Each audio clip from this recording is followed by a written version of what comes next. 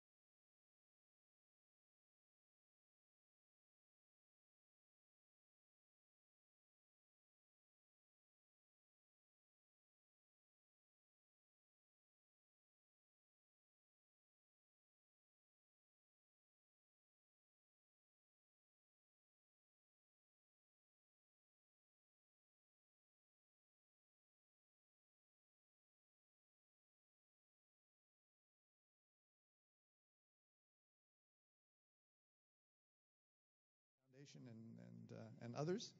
I'm Bob Costanza. I'm director of the Institute for Sustainable Solutions. We're very happy today to have Jonathan Fink. He's our new Vice President for Research and Strategic Partnerships here at PSU. And he comes to us on exactly the same day. Actually, we arrived on the same day here at PSU, September 1st. It was a red letter day. And he comes from Arizona State University, where he was instrumental, I think, in increasing their funding and their interest in sustainability issues across the board. For a while, he was the director of their Global Institute for Sustainability. Was that it? And also, were you also the dean of the School of Sustainability, or no? No. Okay. But instrumental in, I think, in bringing in more than doubling their funding in that area over a number of years. And so he's going to be very important, I think, in our push towards increasing the visibility of Portland State as a leader in sustainability. So, and today he's going to talk about, is it up there? Let me go ahead and get it up. The title is, What Can a Hot, Dry, Sprawling City like Phoenix Teach Portland About Sustainability, if anything, I guess it should be.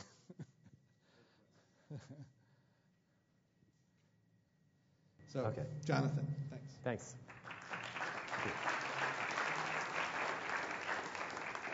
So am I on? Can you hear me? Alan, can you hear me? Okay. Thanks very much, Bob. And it's a pleasure to be here and in this series, and also to be here at Portland State and to be in Portland. It is a bit of coals to Newcastles, coming here from Phoenix to talk about urban sustainability. And it's even worse than that, because I'm now working in a university where the president, who's my boss, is one of the country's leading experts on urban sustainability. And to make it even worse, my background has nothing to do with that. I'm trained as a volcanologist. I first came to Portland State when I was studying Mount St. Helens in 1980 and through the 1980s. So with that as a caveat, I would like to talk a little bit today about how one can think about cities and look at urban sustainability from a variety of different perspectives. What I'm going to be talking about is based on our experience at Arizona State. And I would like to invite myself back here a year or two from now to talk about a similar topic, but more from the perspective of what's going on in Portland and at Portland State. So lots of reasons one could want to study cities, and I figured why not start with the biggest one. And the biggest one is that there's a whole range of sustainability challenges that we as humans are facing.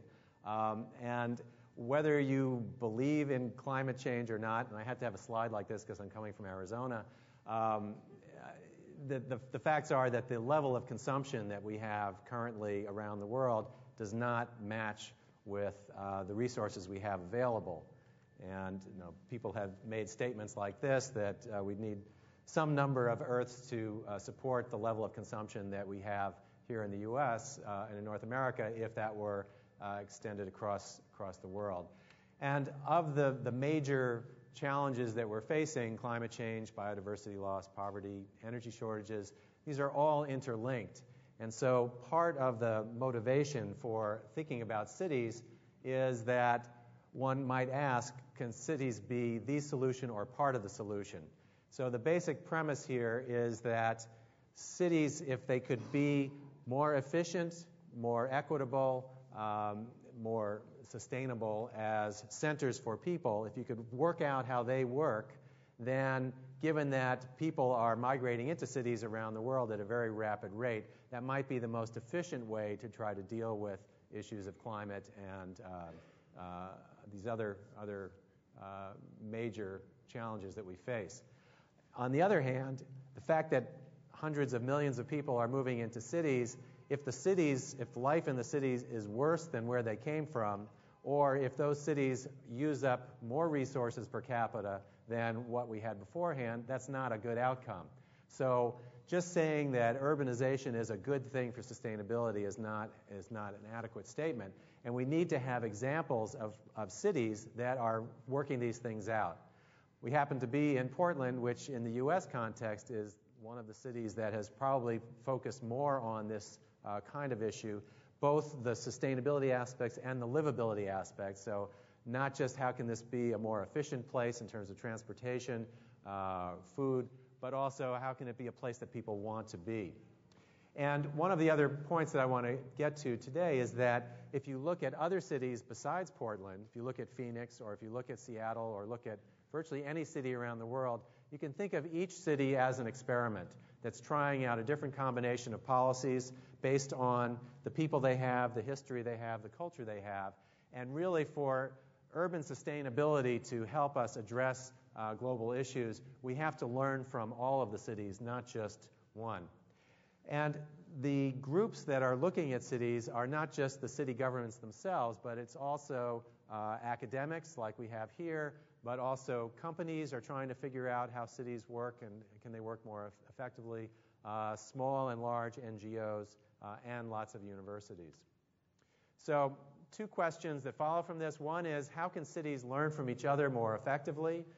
And the second is, can Portland, Metro Portland, and PSU export the lessons about sustainability and livability that have been worked out here to other parts of the country and other parts of the world?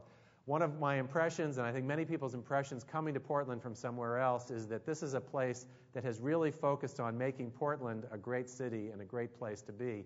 It hasn't focused on taking those lessons and applying them elsewhere and helping other cities in the U.S. and around the world. And I think that's still a missed opportunity. So if we step back and say, okay, the world has all these horrible situations that have to be dealt with, what's the best way to do it? There are a number of different scales that one can think about. One is the global scale, and these are global challenges, so why not just get all the countries of the world together and say, we're going to solve this with a treaty? Well, I think we're all aware of what happens when we try to do that, and in most cases, getting international agreements, like in Copenhagen, just doesn't work very well, or certainly not very quickly, because to get agreement from all these different countries that are all different places in terms of social and economic development, the agreements you end up with are pretty watered down. And one could also say, well, one way to deal with all of these issues is to work through companies. And much is made of the effects of Walmart, which is not the most popular company in many parts of the world, particularly in Portland. But if you look at specifically what Walmart has done regarding sustainability, one could argue that by forcing all of their suppliers to abide by certain rules related to sustainability, they've had more impact than any government in the world in terms of quickly getting people to change their footprints. But on the other hand, as we see with Walmart, if there is a conflict between doing the right thing and profit, their job is to make a profit, and so that's going to lose out. Now we can also, especially in a place like Portland, say, well, let's just let all the individuals do all the right things, and we will all drive less and ride our bicycles and eat less meat and do all of these things, and that aggregated together will solve or at least improve these situations, like that one. But I think what we've found as individuals is that not that many people really want to be way out in front of everybody else. And so everybody's waiting. It's like with electric cars. Well, are you going to be the one to get the leaf and then find that if you run out of juice, you're stuck on I-5 halfway between here and Salem, or what those kinds of things. So there are always the first adopters, but depending on individuals is pretty slow. So then that could leave us to thinking about cities and the regions they're in as units where most of the people are, and certainly in the future most of the people will be there. And there are certain aspects about cities that make them in many ways more effective than these other levels of organization at dealing with these sustainability challenges. The problem with cities is that each one tends to do its own thing because they have their local situations, and they don't tend to look at what the others are doing that much, so there are missed opportunities. But again, we can think of cities as experiments in design and logistics and policy and behavior. Now, there are lots of studies that have been done to show that as cities get larger, by certain measures they can be more efficient, either in terms of CO2 emission, in terms of the amount of miles driven, so the greenhouse gas emissions, and so on. But the efficiencies that we find in most cities are really not enough to address these global issues, like if we wanted to reduce greenhouse gas emissions to a level that's considered close to sustainable. Very few of the cities of the world that all of us would want to live in have reached that point. Probably the closest in the U.S. context is New York City. And the reason for that is that driving in New York City is so miserable that people all go to the subway and the buses. But that's not a model that's easily transportable. And there are other factors that one can look at. Besides the infrastructure, we can look at the social and cultural factors in cities. This is a graph showing the creative class index using Richard Florida's terminology and population. And the basic upward trend says that as cities get larger, you get more interactions socially and culturally, and they become more creative places for society. And ultimately, the reason that one would want to make cities work better is because there is this massive urbanization going on, not so much in the U.S., but in developing countries, and in particular, China and India, where in the Chinese case, we have hundreds of millions of people moving from the countryside into cities. So if we can figure out how those cities in particular can be more efficient, it should have positive benefits. So then the question is, when we come back here to Portland, what's the relevance of what's going on here to the rest of the world? Portland, I just went on the web and found these nice photos of Portland. It's a great place to be as citizens, but the question is, can we get these lessons taken out to other parts of the world? And who can partner with Portland in doing this? So it turns out that there are a number of different sectors that are interested in making cities work more effectively. And we can divide these up into governments, universities, NGOs, and corporations. And in any setting, there's going to be a combination of these that are relevant to what goes on. And each of these sectors has different things that they're good at. And so if we really want to make urban systems work better, it helps to get participation from these different groups. So what I'm going to do is I'm going to talk about some examples of some programs that are going on, many in Phoenix, where I came from, not because Phoenix is necessarily the poster child for what should be done elsewhere, but just because we had quite a range of different kinds of activities going on, and I think that breadth is relevant to Portland and to PSU. So I listed here 5 different projects, research projects that Arizona State University was the lead on, and I'll just talk briefly about each of these, because again, I think that there is relevance to what we did down there, to what the Institute for Sustainable Solutions is trying to do, what Portland State has been doing overall, and what Metro Portland has been leading on for some time. So the first one of these, the Central Arizona Phoenix Long-Term Ecological Research Program, is a grant from the National Science Foundation to look at Metro Phoenix from an ecological standpoint. And the question, back to that is being asked is, how does the urbanization, what is the impact of the city of Phoenix on the underlying ecosystem, and how does that ecosystem influence the growth of the city? And this particular grant from the National Science Foundation is for about $1 million a year, and it goes on indefinitely into the future. And that provided a very nice foundation for ASU to start working on a variety of urban projects. And I'll talk a little bit later about how that gave us the opportunity to look at a wide range of urban system issues. This particular grant started off from the ecological and social standpoints, but eventually grew to cover a lot of other issues.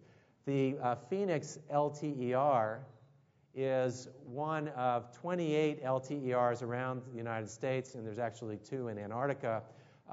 And these were set up by the NSF some of them as much as 35 years ago, with the idea of looking for local signs of global change.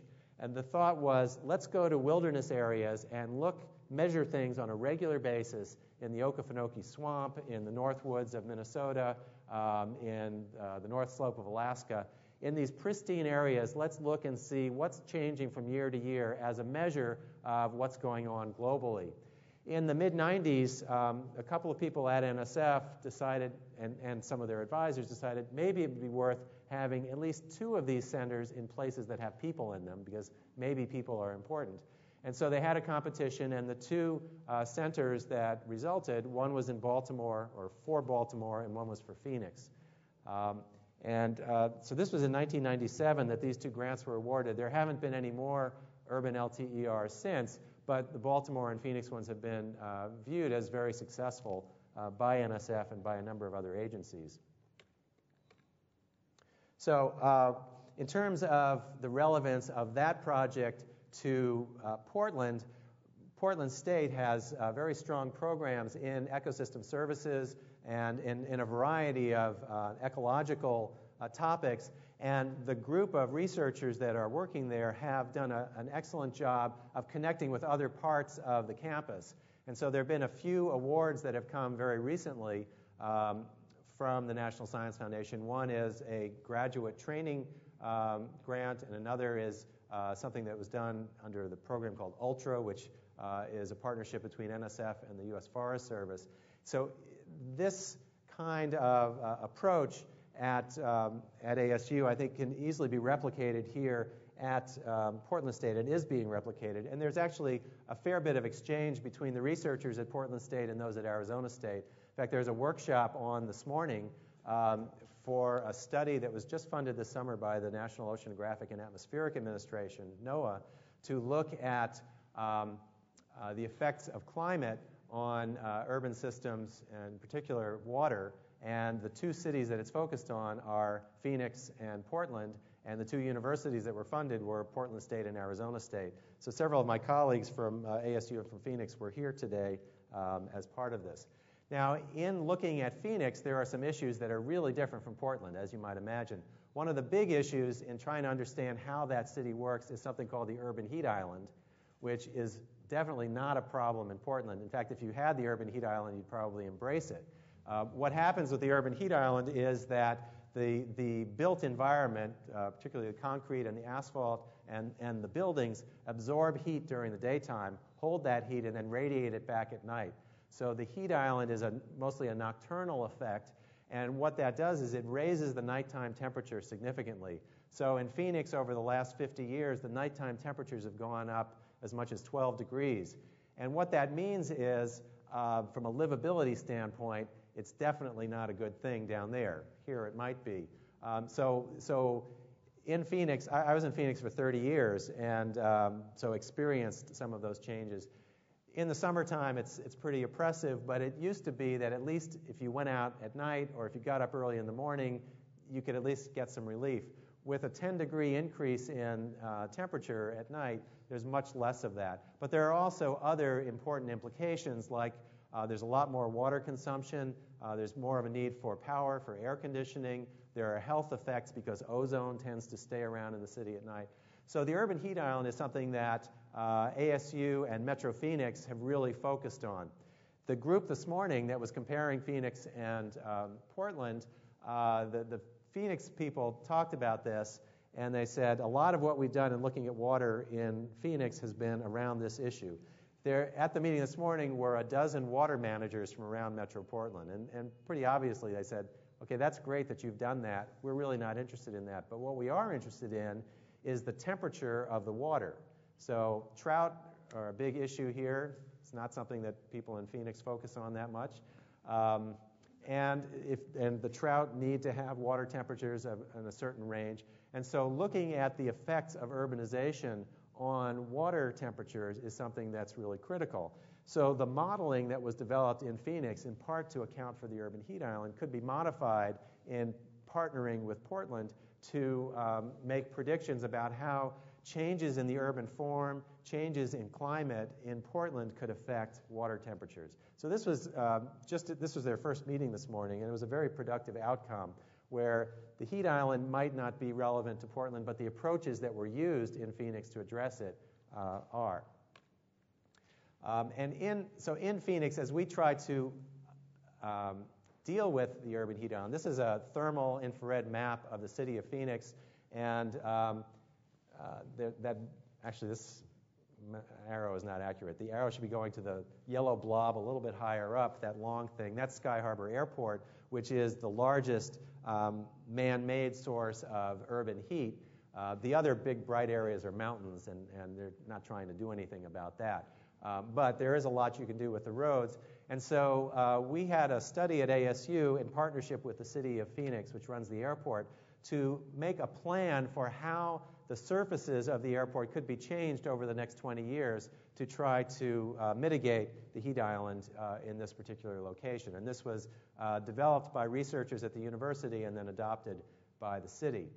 Now, the main strategy that comes to mind in a place like Phoenix in dealing with the heat island, well, you can imagine. What would you do if you were trying to make the place less hot other than get rid of all the buildings?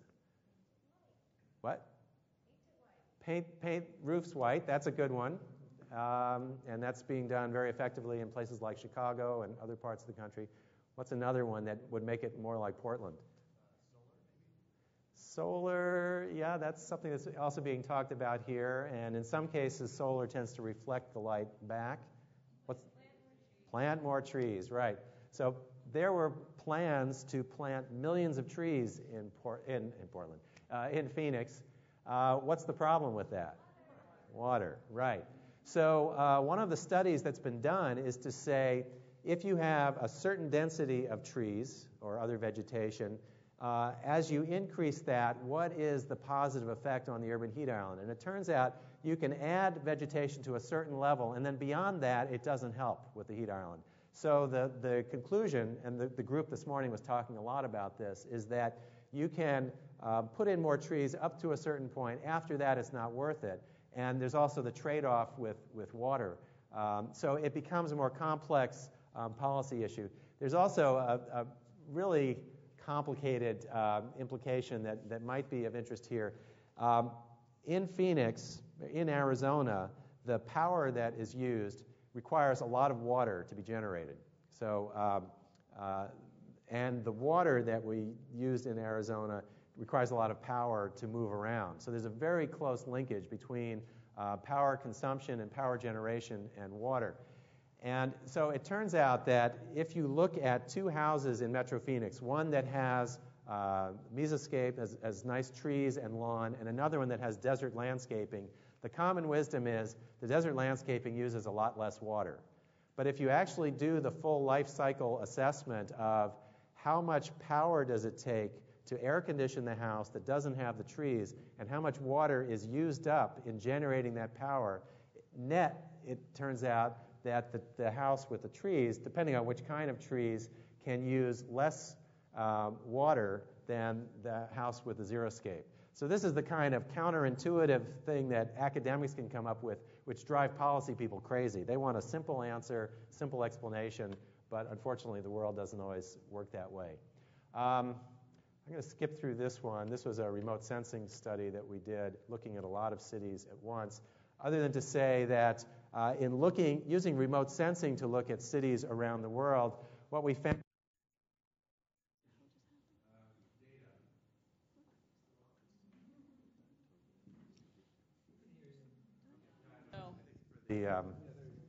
I'm back. Okay, battery must be dying.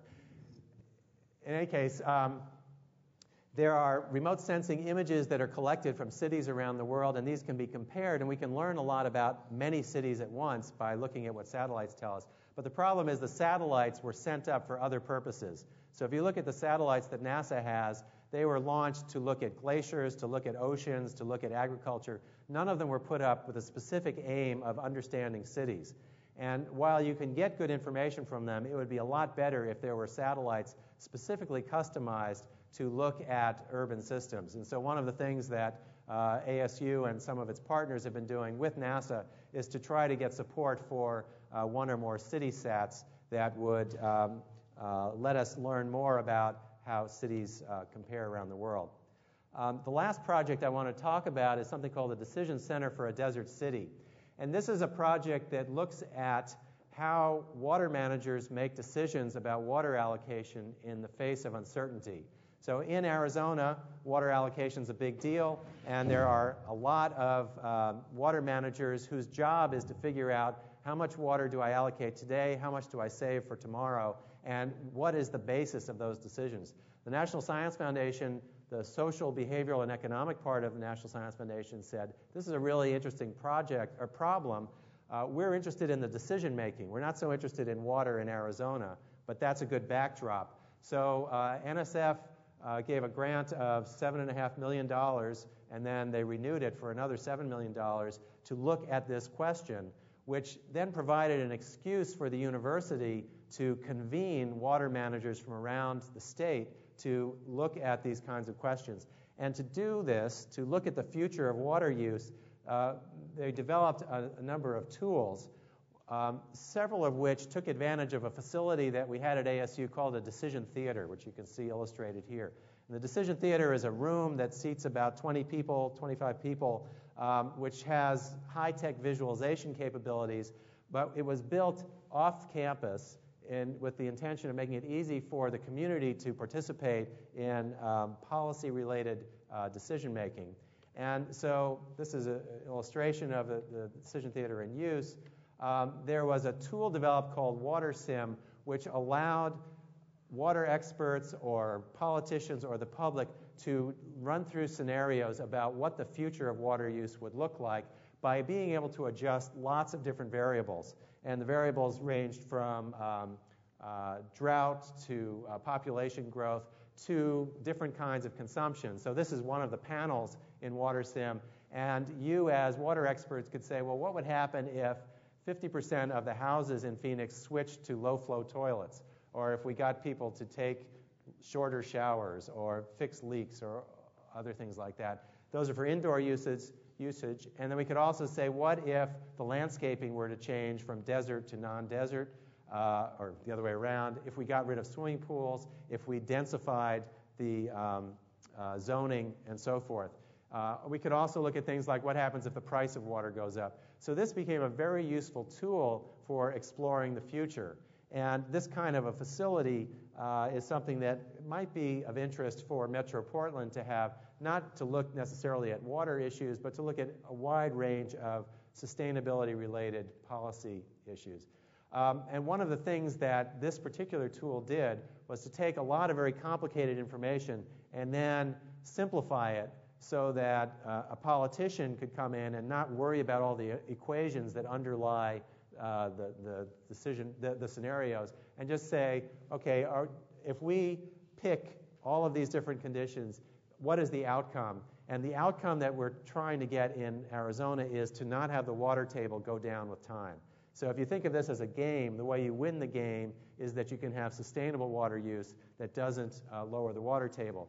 And this kind of a diagram shows you if it's in the red, you're withdrawing or mining groundwater. And then you can go back and adjust a lot of different things and see what do you have to do to get to green. When we did this for a typical scenario for Phoenix, people looked in horror at what you'd have to do in terms of water consumption in Phoenix to be able to be in a sustainable mode.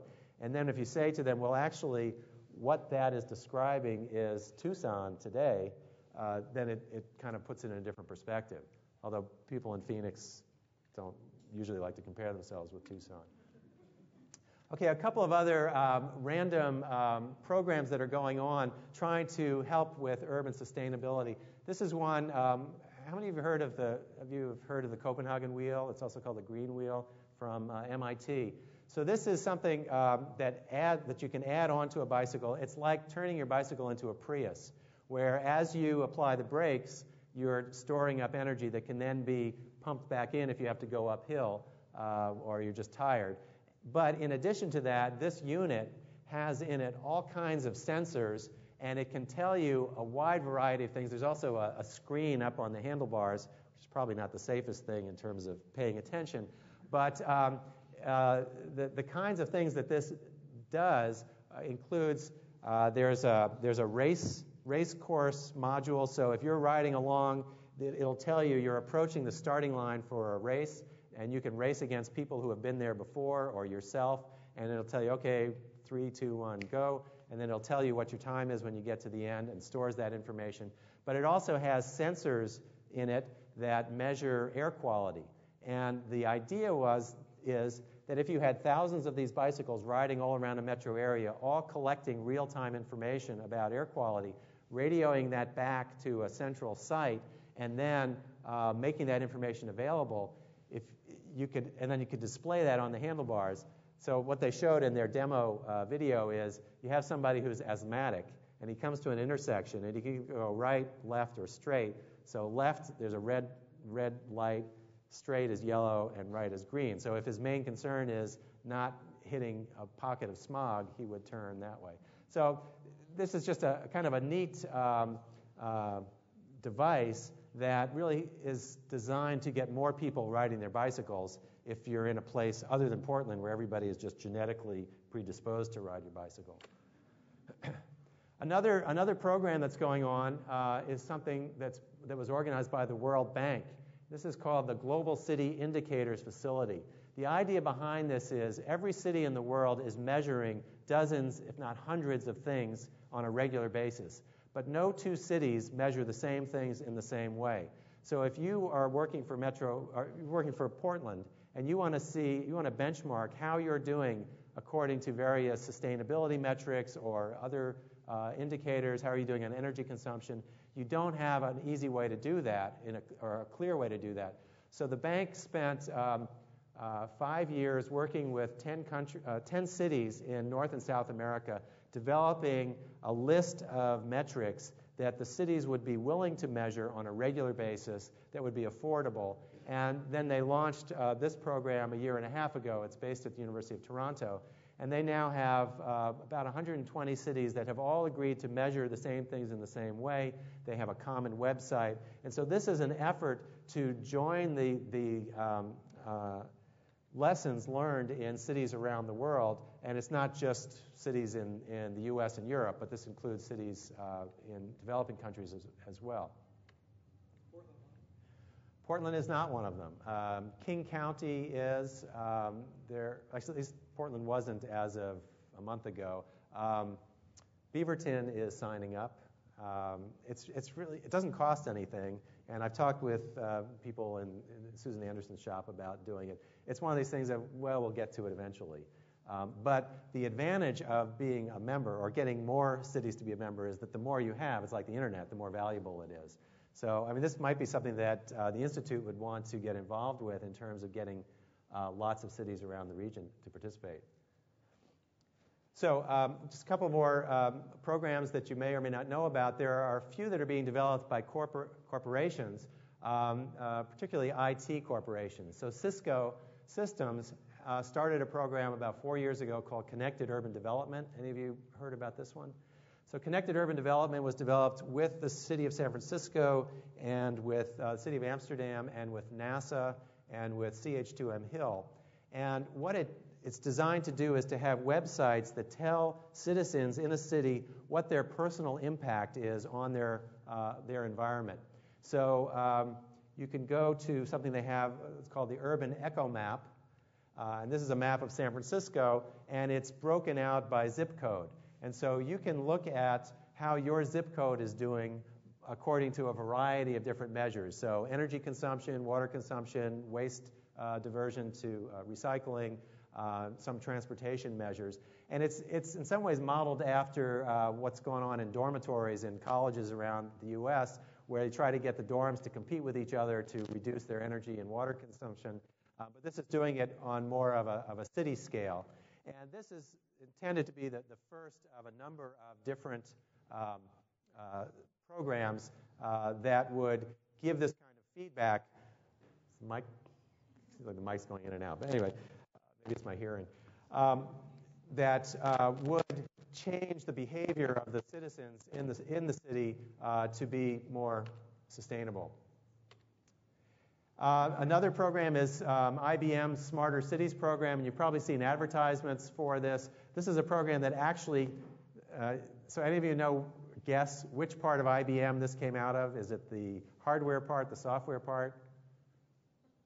This came out of the marketing part of IBM. And then once they developed it and had all these advertisements, then they said, well, we better get some substance here. So they actually do have a number of programs in cities around the country where they're looking at particular projects, and then all of those could be integrated to this Smarter Cities idea. Portland is one of the lead cities that they're working with, particularly on the modeling of the future of Portland, what Portland might look like. And what Mayor Adams wanted them to be able to do was to say, if the city of Portland has $1 million to invest to make the city more livable, more sustainable, show me what the trade-offs would be. So should I take that $1 million and put it into more bike lanes? Should I put it into affordable housing? Should I look at different kinds of street lights? All of these things. They had a demo of their model a few weeks ago that some of us from PSU went to see, and it's not quite ready for prime time yet.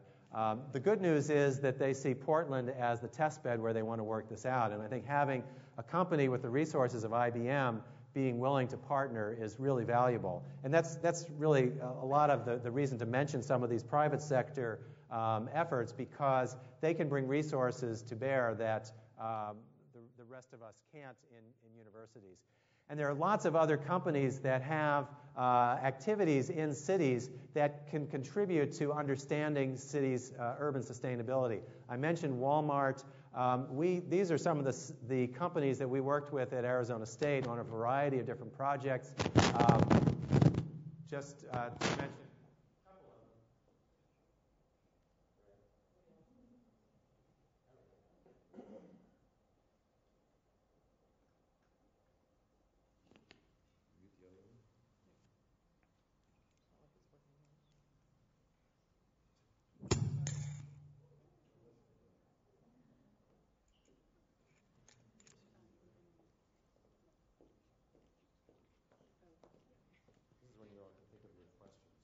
Is this on? Yes? Okay. So there are lots of companies, like companies that make microphones that we were working with. Just to mention a couple of them, Veolia is an urban services or environmental services company out of Paris that actually runs the bus system and the light rail system in Phoenix.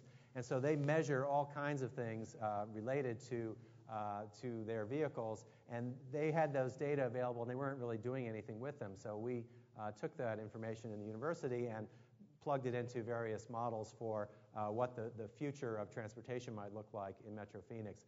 A more interesting one maybe is U-Haul, and we all know what U-Haul does, and probably some of you have used it.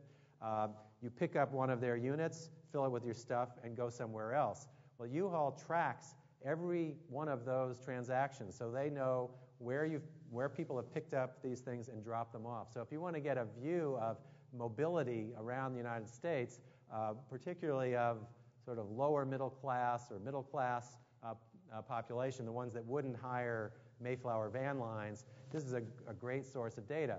They had all the information in spreadsheets. They never did anything with it. So we had some of our geographers say, please give this to us.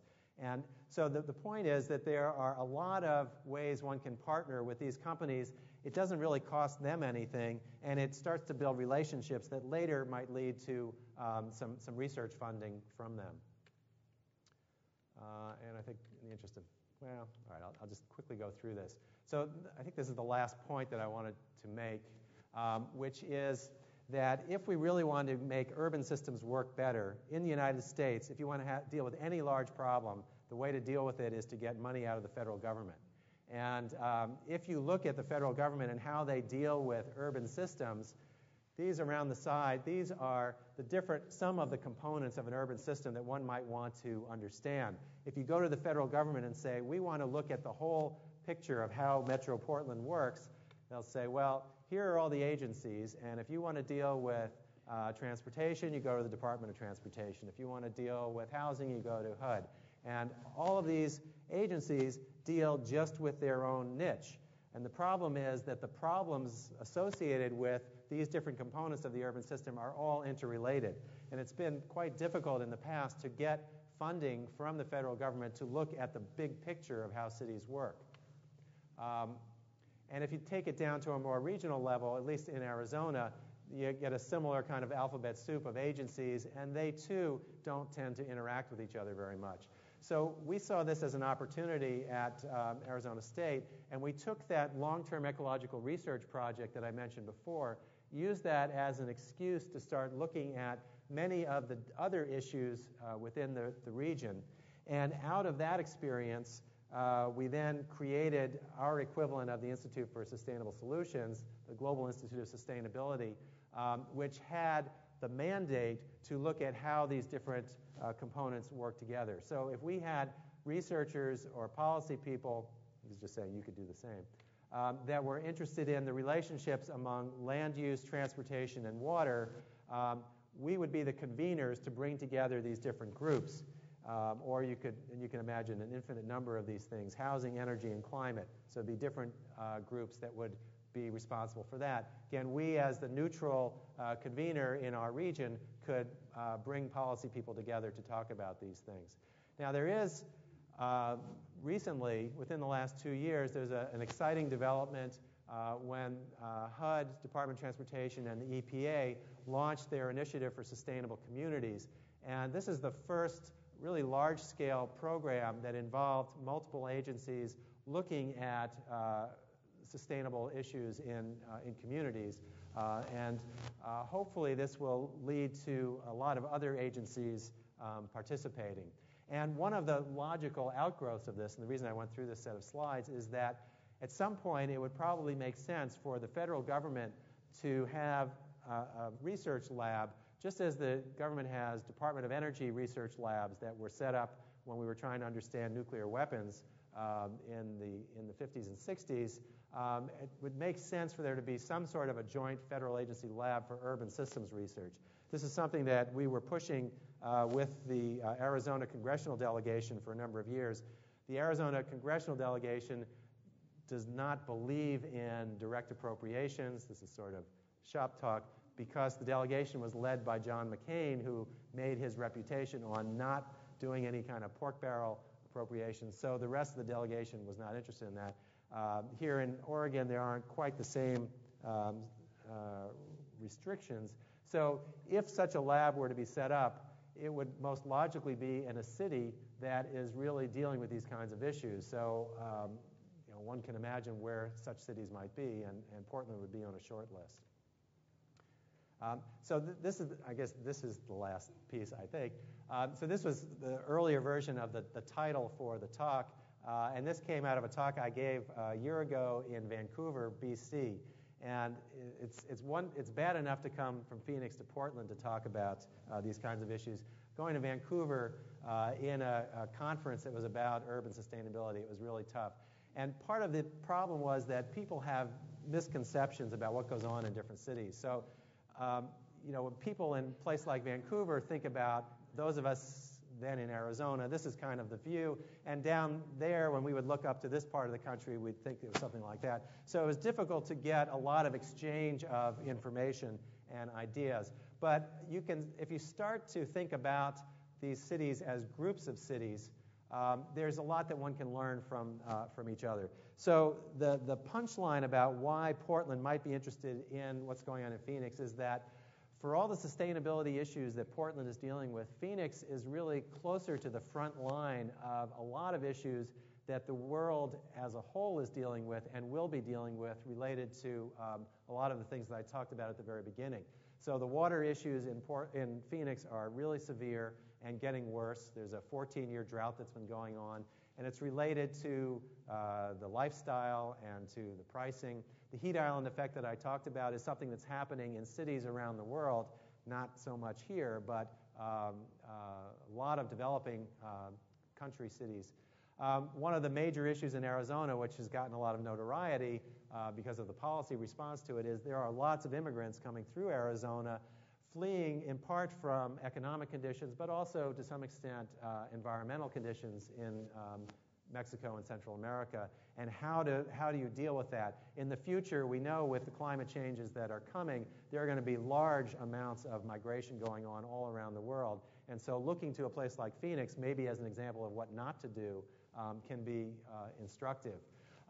Phoenix, in contrast to Portland, is a very sprawl-oriented kind of place. The whole idea of drive till you qualify in terms of the cheapest housing is out on the periphery. That's the reality for more of the United States than Portland is. And so either one has to conclude that as the price of oil goes up and as concerns about carbon emissions go up, cities like Phoenix and Houston and Atlanta are just going to go away. If you don't believe that, and you don't want all those millions of people to move here like I did, then we have to come up with solutions that are also relevant to those parts of the world. One of the other things about Phoenix is if you look at a map, I never really figured out the best way to say this, but Phoenix is the largest city, other than Honolulu, that's furthest away from every other city in the United States, every other big city. And what that means is you have to go a long way to get stuff, because the stuff you need for the city isn't local. So there is a lot of transportation of food and fuel and water to get there. That's also typical of most parts of the country and most cities around the world. And then there are other issues like asthma related to air quality, which is something that's affecting people around the world. And then this last one I just threw in here as a tip of the hat to how happy I am to be in Portland. Let's skip these. So if we think about these green cities and the tan cities, we can start to lump them together and find some common characteristics. So if we think about Seattle, Portland, Vancouver, what are some of the commonalities?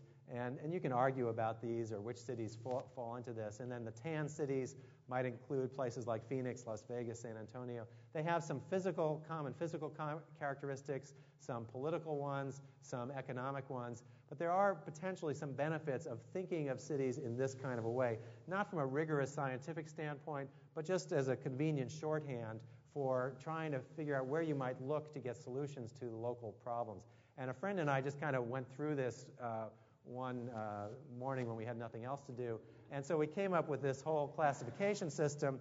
And the advantage of doing something like this is that if you start looking at specific issues like the threats or the opportunities, you can start to group these together. And we found it was a useful shorthand for trying to understand how cities can relate to each other. The reason I mention this goes back to the original point of the talk and maybe the main takeaway that I want to leave you with, which is that cities can figure a lot out about themselves, but they can learn a lot more if they compare notes with other places. And there are many, many ways, almost as many ways as there are cities, to do these comparisons. I think the science and policy of comparative urban studies is still not fully developed, and I think there are opportunities for Portland. So one of the ways that another term that we came up with in thinking about how overwhelming it is to try to think of all these different things that are going on in cities was to ask the question, do we need the equivalent of the Human Genome Project to look at cities? So you have all these different studies going on, taking all these different perspectives, as was true for genetics in the early 90s. And it required, in that case, private sector and the federal government to step in, invest a great deal of resources, and then move the whole science forward in a decade, setting an almost impossible goal that then did get met, that with the promise in that case of coming up with solutions for human diseases and threats to human health. In the case of the urban genome, the goal would not be to cure human diseases, but to deal with planetary diseases of sustainability. And you can take this analogy as far as you dare. I've probably gone further than I should with it here. One of the real issues with this is if you got some funding to look at all these pieces, who is it that keeps track of all this information? Today, the problem with studying cities, one of the big problems, is that the information is incredibly decentralized. And there are, just to take one example, there are conferences about urban sustainability just about every week somewhere in the world. Nobody can go to all of them, or if they do, they wouldn't have anything useful to say. But who's keeping track of all that information and all those lessons learned? So this is something that might be needed in the future, and I think that Portland and PSU could have an important role in this kind of development. So takeaway messages: cities can be a key to looking at global sustainability challenges. Each city has lessons that it can teach other cities. There's really a lack of a handbook of best practices. I mean, there have been many attempts at it. I think it's still there's still a need for more of that. The solutions for urban issues can come from many different sectors, and by getting those sectors to interact with each other, we can come up with better information. Maybe there needs to be some sort of large-scale coordination of urban issues. And finally, I think Metro Portland and PSU are uniquely positioned to lead in these kinds of activities because of what's already gone on in Portland. The fact that Portland is looked to as the leader in the United States and to some extent around the world, and that PSU has many programs that deal with our urban setting here, not just in terms of the physical structure, but also the social aspects of how you have a city be sustainable from the social and cultural standpoints. So I think we're very well positioned here to take advantage of these opportunities. So thank you very much.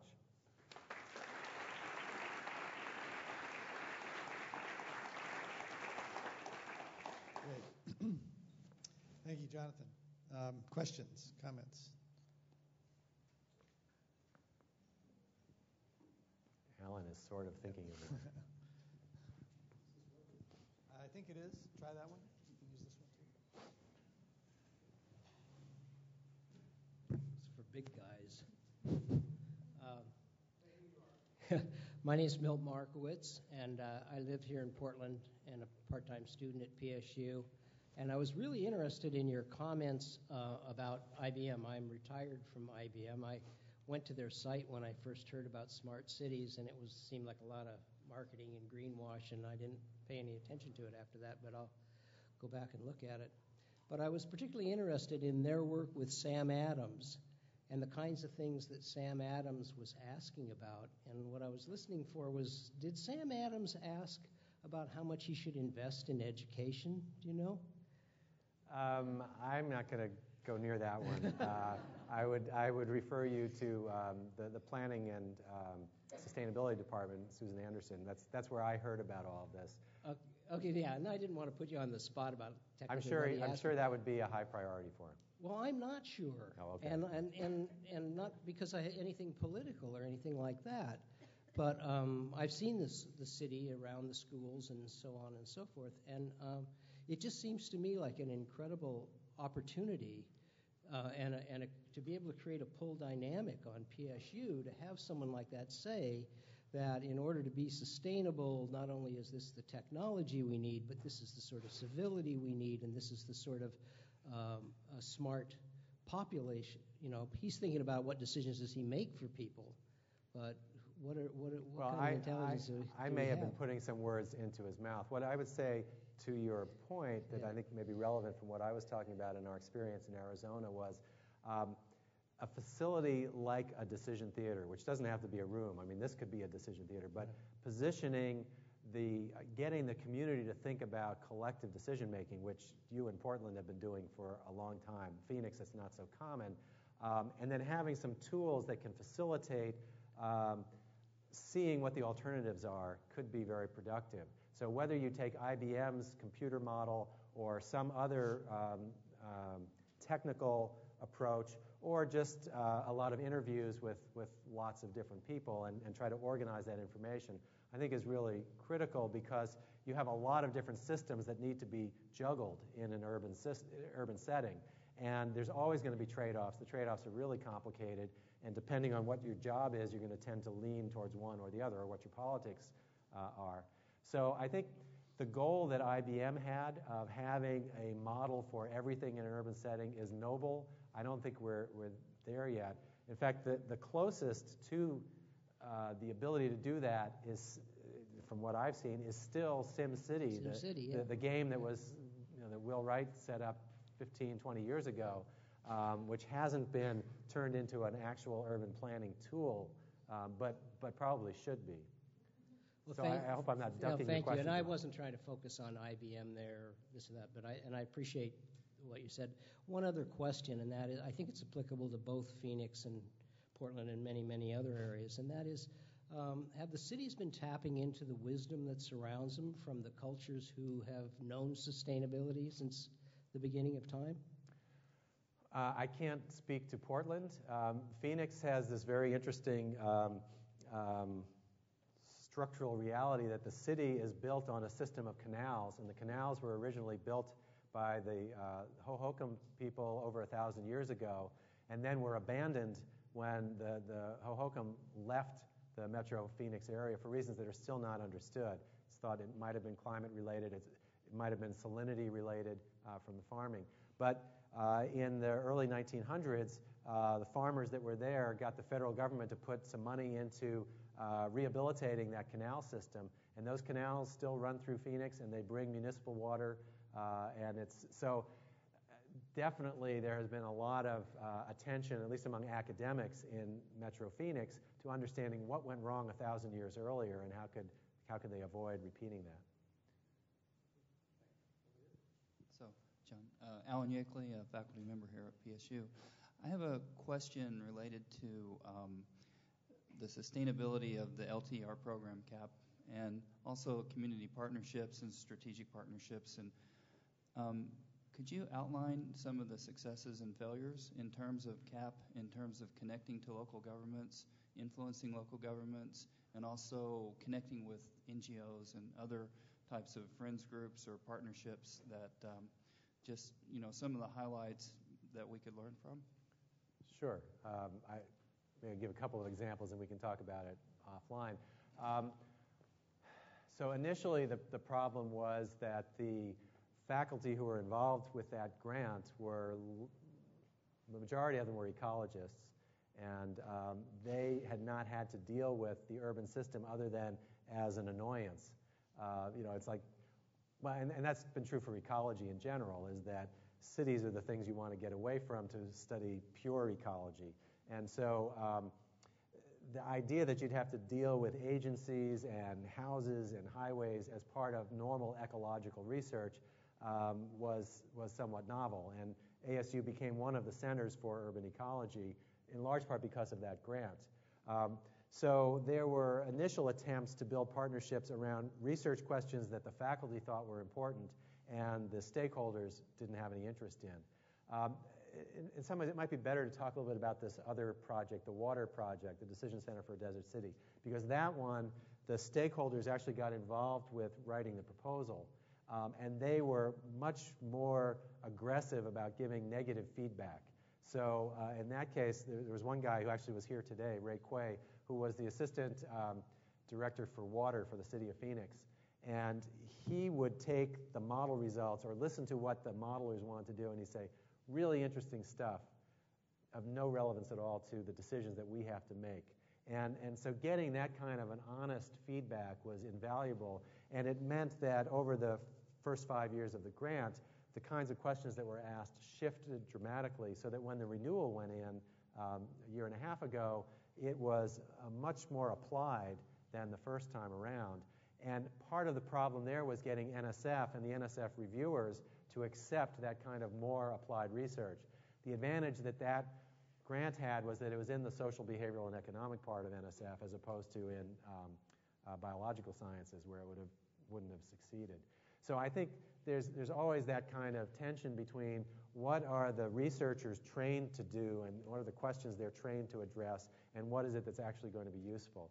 I think PSU is doing a good job in a number of projects of asking those questions from the outset, but there's always more that can be done there. I'm Lindsay. I'm a student here. I know that to answer that last guy's question that was here, Northern Arizona University has a program that they look at the Hopi and Navajos and go out on the reservation and study what they did that was sustainably correct and how they were able to live so in sync with the land. And I just want to say that Veolia is an evil water privatization company, and it scares me that they run the transportation in Phoenix. And I just got a bunch of thoughts I'm just going to share. Heat island effect happens in every city, including here. It's definitely warmer here than it is just down the river in Milwaukee every night. And even if that might not make it uncomfortable, it still is kind of a scary impact on global climate temperatures. I think that there's... Can I just add one comment about that, which is one of the reasons I didn't say before to study the urban heat island effect is it's a preview of global warming more broadly. So if one wants to think about how cities are going to react to rising temperatures in the future, you can look at places like Phoenix or Cairo and get maybe a hopefully 50-year preview, but maybe 10-year preview of what's going to happen elsewhere. Go ahead. Keep it to a question. Yes, I do have a question. I'm wondering if any of the research you've done at ASU, that the program there has been researching, if any of that has ended up in policy changes at all for Phoenix. Yeah, that's a really key question, and it's one that we ask ourselves and others ask us at ASU. I think in the water area there have been some policy changes. Just some of these non-intuitive results that came out, like the fact that xeriscapes are not always better than having trees and lawns.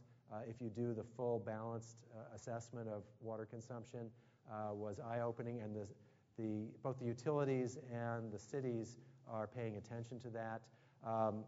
The planning documents that have been developed by water managers around Metro Phoenix have started to use the Decision Center for a Desert City and the Water Sim tool that I showed you to look at alternative scenarios. There's also another project I didn't talk about looking at energy consumption in the Metro Phoenix region, and the utilities are working very closely with the university on that in setting some of their targets for what kind of distributed generation is possible given the infrastructure that currently exists. Yeah, Kenneth Lyons, I'm a student here, and probably more on the day-to-day aspect of your new position here. I'm really interested in, it seems like PSU has probably the right faculty and it's in the right city at the right time, but what I see coming from, my undergrad experiences is that maybe PSU hasn't really achieved a marketing of those skills, and kind of more what your vision is with when you came here and kind of what your goals are. It's a great question. So I think PSU is not the leading university in Oregon. I think it is the leading non-medical university in Portland. Probably safely say that. And PSU is not the leading university in the country right now for anything. And I don't say that as a criticism. It's just a reflection of the youth and the lack of funding that this institution has had in the short time it's been a university. As I came in from the outside, particularly somebody who was involved with some urban issues in Phoenix, the big opportunity that I see for PSU to brand itself is related to this urban system, if you include the social and cultural aspects, not just the physical parts. And to say that PSU is going to be the leading university in the country, if not the world, to come up with solutions to a wide range of issues that are centered in cities but involve the whole regions around them, and come up with solutions, not just descriptions of the problems, that bring lots of disciplines together, that bring partnerships between academics and NGOs and government agencies and companies, and that this becomes the place that's looked to, both the university and the city, for solutions for these kinds of issues everywhere. To me, that's short-term the best opportunity that PSU has from a marketing standpoint. I think there are lots of other programs at PSU that are good and could be great, and I'm hoping, as the research VP, that many of those will get there. But in terms of how do we get the kind of attention that PSU does not get today, I think that, combined with the kinds of things that the Institute for Sustainable Solutions is trying to do, are probably the best opportunity. That's just one person's opinion, so there's lots of other views.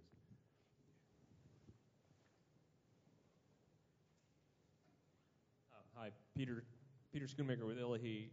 Maybe you covered this earlier on because I got here a little bit late, but we hear so much about here in green Portland, we hear so much about tan Phoenix and from people like Jim Kunstler and Mike Davis. It's kind of the Armageddon, Mad Max world. And so we think of Phoenix and Las Vegas and these places as potential, ghost towns in 30, 40 years. Yep. And that's just one view. Can you do like a quick 3-minute kind of scenario from ghost town to no, it's not like that at all? And can you do like a little scenario of where a more nuanced scenario than kind of the catastrophists that talk about the desert Southwest? Well, the short answer is my family and I are living here. Maybe that's the long answer. So maybe this is relevant. 2 weeks ago, I went with a group of 50 people, business and community leaders from Metro Portland, and we went to Detroit for 4 days on an economic development tour of Detroit for lessons learned. And those of you who know about Detroit, and I think everybody knows something about it, would say, well, why did you do that? And the simple thing could be to say, well, we could learn what we wouldn't want to do. And then there are also some positive signs in Detroit of how they went from the richest city in the United States to one of the most challenged anywhere, and then they're trying to come back. And one thing that's happened is that the various groups in the city have got so desperate that they were willing to partner in ways that they hadn't been willing to before. And I will get to Phoenix in a minute. The main takeaway I took from what I heard there was what really killed Detroit was complacency. So Detroit had the leading industries in the United States, if not the world. They were wealthy. Everything was looking great. Everybody was buying American cars. And they didn't think about what are the alternatives, what are the contingencies. And even when the signs were there in the 70s and 80s, the power structure there ignored it.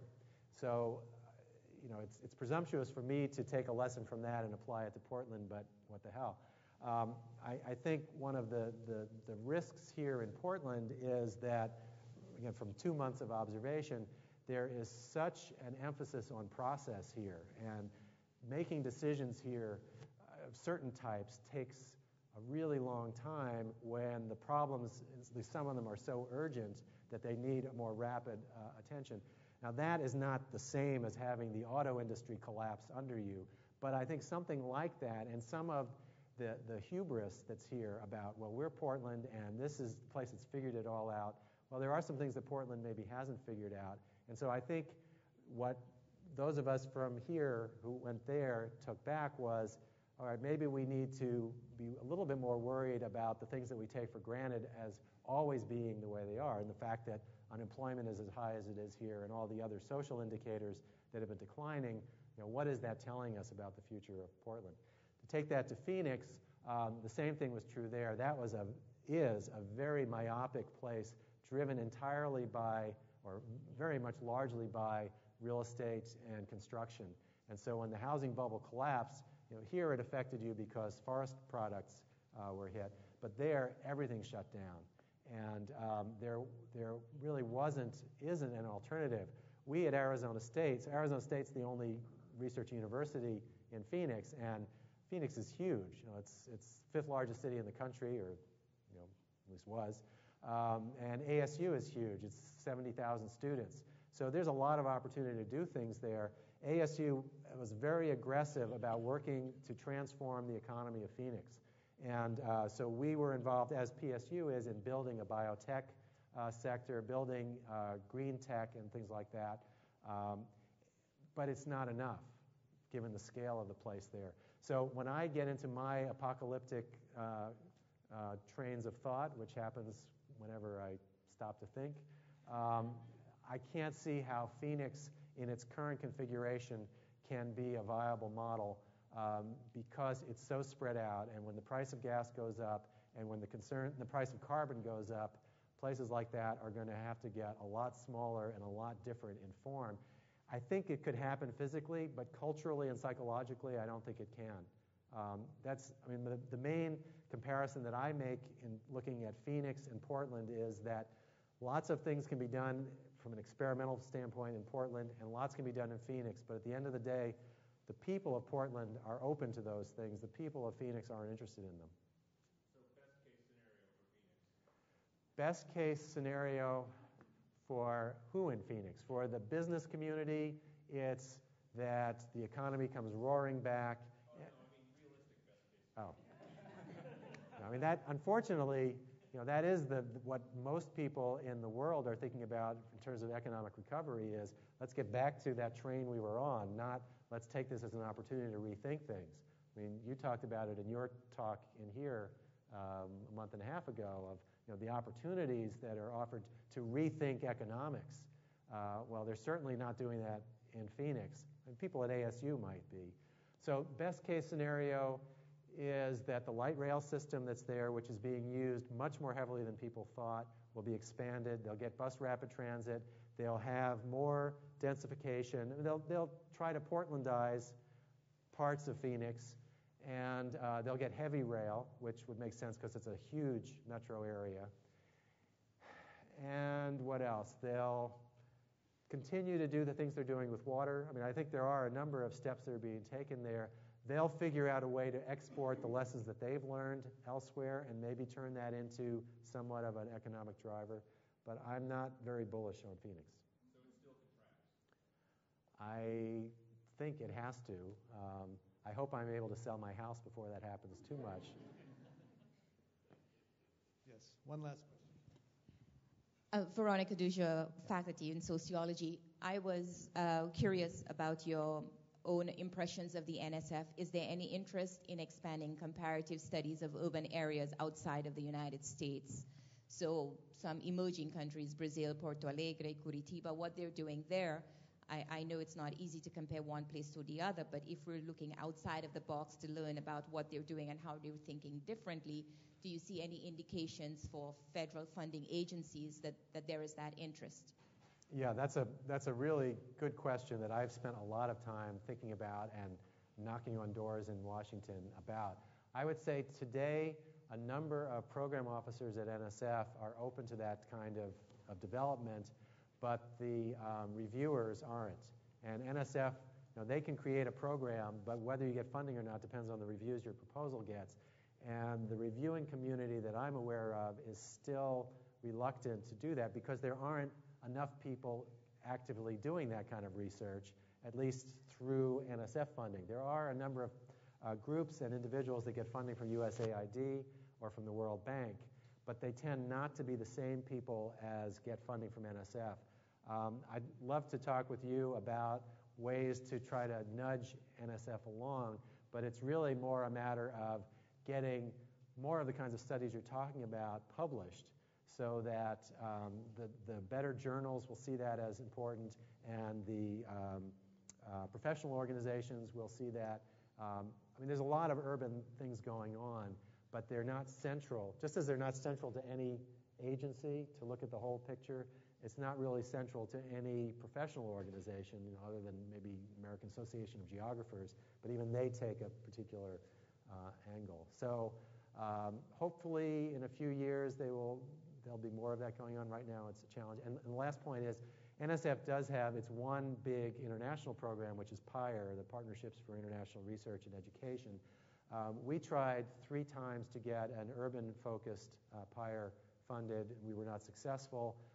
I think that will probably be the way that NSF gets into the global aspects of urbanization.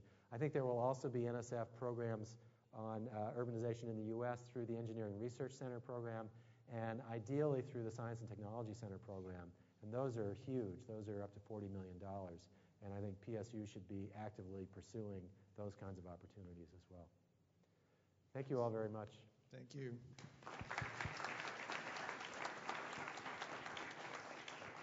And I think I know of a new journal that might be interested in publishing some of those comparative things.